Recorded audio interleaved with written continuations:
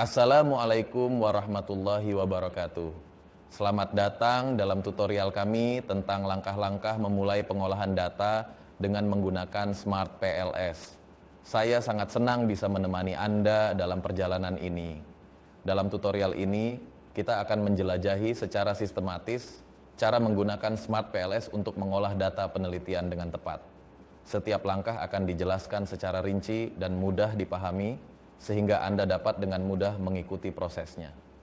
Tujuan kami adalah memberikan pemahaman mendalam dan memberikan keterampilan praktis kepada Anda dalam mengoperasikan Smart PLS. Kami mengundang Anda untuk belajar secara santai, tanpa terburu-buru, sehingga Anda dapat menyerap setiap konsep dan mengaplikasikannya dengan baik. Dengan pendekatan ini, Anda akan merasa lebih percaya diri untuk mengimplementasikan pembelajaran ini dalam proyek atau penelitian Anda sendiri. Ingatlah bahwa proses pembelajaran ini dirancang agar dapat diikuti oleh semua tingkatan keahlian. Oleh karena itu, jika Anda pemula atau sudah memiliki pengalaman sebelumnya, tutorial ini akan membantu Anda menguasai Smart PLS secara menyeluruh. Mari kita mulai perjalanan ini bersama-sama dan temukan bagaimana Smart PLS dapat menjadi alat yang kuat untuk mengolah dan menganalisis data penelitian Anda. Jangan ragu untuk bertanya jika ada hal yang tidak Anda mengerti. Selamat belajar. Pada tutorial bagian pertama ini, kita akan mempraktekkan 7 langkah penting dalam memulai pengolahan data dengan Smart PLS, yaitu: pertama, tentukan judul penelitian. Kedua, tetapkan variabel penelitian. Ketiga, tentukan indikator masing-masing variabel. Keempat, siapkan data. Kelima, buat proyek baru. Keenam, impor data. Ketujuh, buat part diagramnya. Langkah 1, tentukan judul penelitian. Langkah pertama yang krusial dalam memulai pengolahan data dengan Smart PLS adalah menentukan judul penelitian Anda. Judul penelitian akan menjadi panduan utama dalam proses analisis data, sehingga pastikan judulnya jelas dan mencerminkan tujuan penelitian Anda.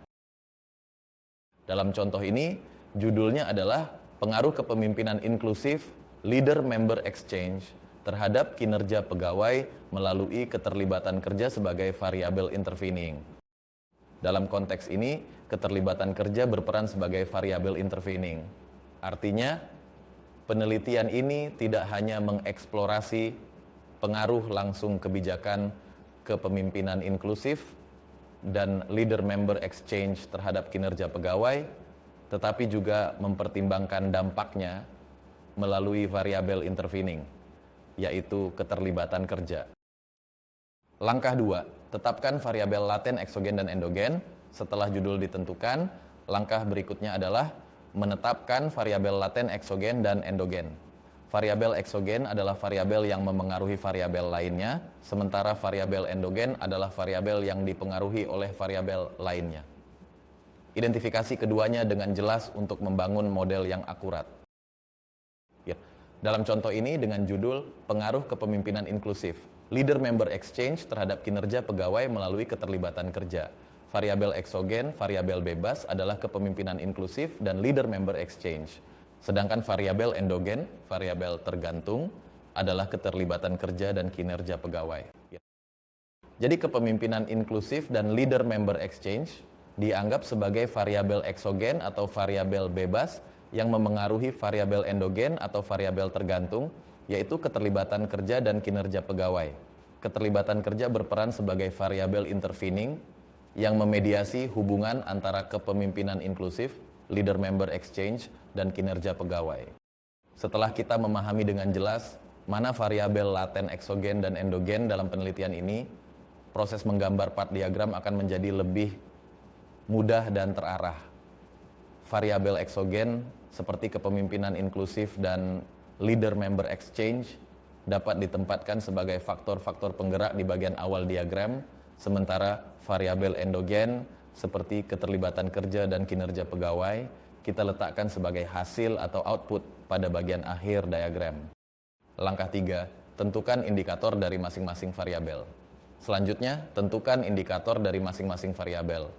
Indikator adalah representasi konkret dari variabel laten yang dapat diukur. Pastikan indikator yang dipilih mencakup aspek yang relevan dan sesuai dengan konsep yang ingin Anda ukur. Ada dua jenis indikator, yaitu reflektif dan formatif. Dalam contoh ini, kita menggunakan indikator reflektif. Dalam contoh ini, kepemimpinan inklusif diukur dengan 5 indikator, yaitu KI 1 sampai dengan KI 5. Variabel leader member exchange diukur dengan 3 indikator, yaitu LMX 1 sampai LMX 3. Selanjutnya, variabel keterlibatan kerja diukur dengan menggunakan 5 indikator, yaitu KK 1 sampai dengan KK 5. Dan kinerja pegawai diukur dengan menggunakan 5 indikator, yaitu KP 1 sampai dengan KP 5. Ingat bahwa indikator yang digunakan sesuai dengan pendapat para ahli. Untuk nama indikator boleh menggunakan singkatan dari nama variabelnya. Langkah 4. Siapkan data sesuai variabel dan indikatornya. Setelah variabel dan indikator ditentukan, langkah berikutnya adalah menyiapkan data. Pastikan data yang Anda miliki sesuai dengan variabel dan indikator yang telah ditetapkan sebelumnya. Bersihkan data dari potensi kesalahan atau nilai yang hilang. Data dikumpulkan melalui kuesioner yang disebarkan baik secara offline maupun online. Data tersebut diinput ke dalam lembar kerja Excel. Selanjutnya menyusun data berdasarkan variabel dan indikator. Jumlah data harus sama dengan jumlah responden. Untuk mempermudah pengolahan data, file Excel kemudian di-save as dalam format CSV, delimited. Dalam contoh ini, file data diberi nama data latihan dan disimpan dalam folder yang mudah diingat untuk memastikan kemudahan akses saat melakukan olah data dengan Smart PLS. Hal ini dilakukan untuk menjaga keteraturan dan efisiensi dalam proses pengelolaan data penelitian. Dalam langkah 5, buat proyek baru. Pada langkah kelima ini, kita sudah mulai menggunakan aplikasi Smart PLS. Pastikan Anda telah menginstal Smart PLS pada laptop atau PC Anda. Untuk memulai pengolahan data, kita harus membuat proyek baru. Caranya, pertama, buka Smart PLS dan klik proyek baru. Selanjutnya, beri nama proyek, misalnya latihan, kemudian klik OK. Perhatikan nama proyek telah tersedia di menu Smart PLS. Dengan demikian, proses membuat proyek baru telah selesai. Dan selanjutnya, kita mulai langkah yang ke-6. Langkah 6, impor data. Langkah krusial selanjutnya adalah mengimpor data ke dalam proyek Anda. Pastikan data yang diimpor sesuai dengan format yang dibutuhkan oleh Smart PLS. Proses ini memungkinkan Anda untuk langsung memulai analisis data menggunakan platform ini.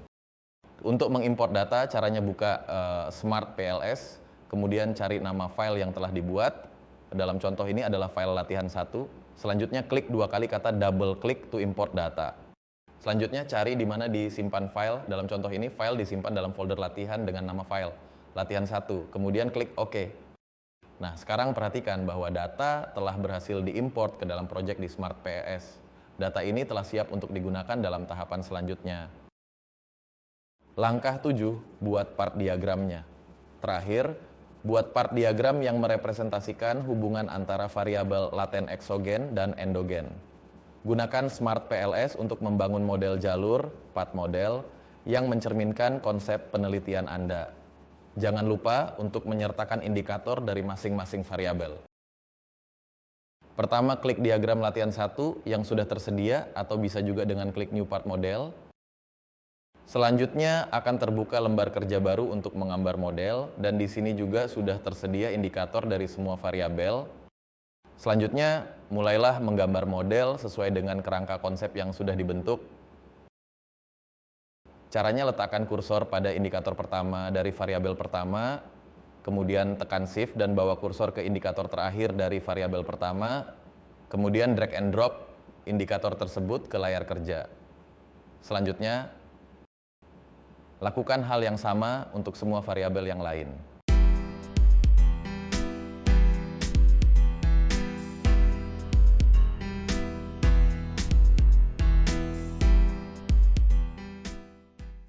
Kemudian klik kanan, klik rename, ganti semua variabel sesuai dengan nama variabel yang ada pada judul penelitian.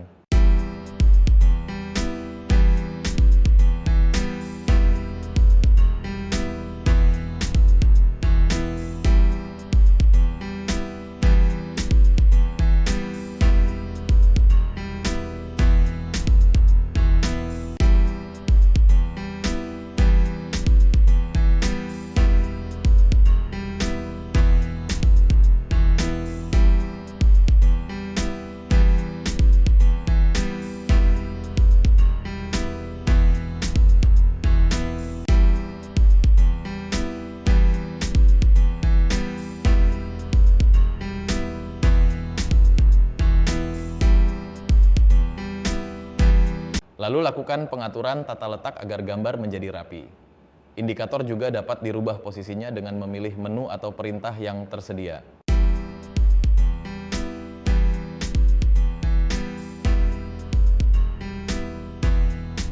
Selanjutnya, buat garis hubungan atau pengaruh antar variabel sesuai hipotesis yang dibentuk.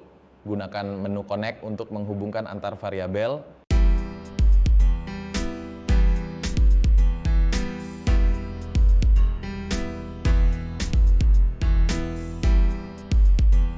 Atur kembali tata letak jika gambar belum rapi. Kalau semuanya sudah terhubung dengan indikasi variabel laten telah berwarna biru, maka diagram jalur sudah selesai dibuat dan sudah siap untuk kalkulasi atau pengolahan data. Dengan menyelesaikan ketujuh langkah awal pengolahan data menggunakan Smart PLS, Anda kini memiliki dasar yang kuat untuk melanjutkan tahapan berikutnya. Pada bagian selanjutnya, kita akan membahas langkah-langkah untuk melakukan uji outer model serta elemen-elemen kritis yang perlu dinilai dalam tahapan tersebut. Semoga pengalaman ini membawa Anda lebih dekat untuk meraih hasil analisis data yang berkualitas. Teruskan perjalanan Anda dengan keyakinan dan mari bersama-sama menjelajahi langkah-langkah mendetail dalam pengolahan data dengan Smart PLS.